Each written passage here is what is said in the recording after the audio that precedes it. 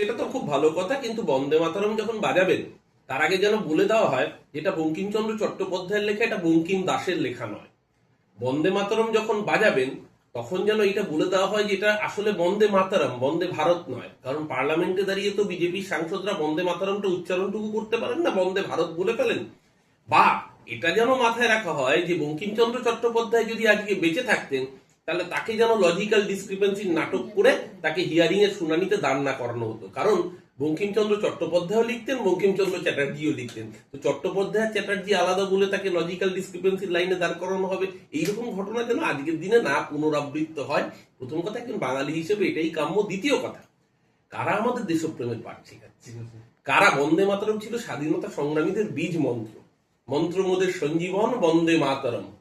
সেই বন্দে মাতরম গিয়ে যখন আমাদের দেশের অগ্নিযুগের বিপ্লবীরা তারা যখন ব্রিটিশের বিরুদ্ধে লড়াই করত, তখন সেই ব্রিটিশের খোঁচর হয়ে স্বাধীনতা সংগ্রামীদের যারা ধরিয়ে দিত তাদের নাম বিনায়ক দামোদর সাভারকার, যে ছত্রে ছত্রে মুচলেকা লিখেছিল যে আমি সারা জীবন ব্রিটিশ প্রভুর অনুরক্ত থাকব, আমি কোনোদিন ব্রিটিশ বিরোধিতা করব না, আমাকে যেন জেল থেকে মুক্তি দেওয়া হয় এবং 60 টাকা সাম্মানিক দিয়ে একটা সরকারি কাজে নিযুক্ত করা হয়, তার জন্য আমি ব্রিটিশ প্রভুর অনুগত থাকব।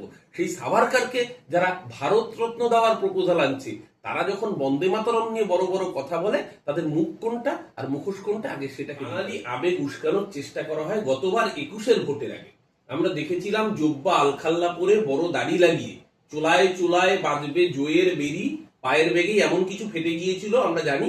তারপরে আর বাকিটা আমি বলছি না। তো বাংলার মানুষ দেখেছিল গতবার রবীন্দ্রনাথ সাজদের।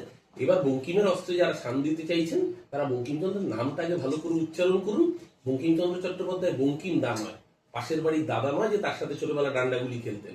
স্বাভাবিকভাবেই যারা বঙ্কিমকে অসম্মান করেন, যারা বঙ্কিমকে জানেন না, যারা আনন্দমঠ পড়েননি, যারা কপালকুণ্ডলা পড়েননি, যারা বঙ্কিম সম্পর্কে ওয়াকিবহাল নয়, তারা যদি হঠাৎ করে বঙ্কিম প্রেমী হন, তাহলে ওই যে বেড়াল বলে মাছ খাবো না কাশি যাবো, বিজেপির অবস্থা হচ্ছে সেরকম। বন্দে মাতরম জাতীয় গান, স্বাধীনতা সংগ্রামের অন্যতম বীজ মন্ত্র।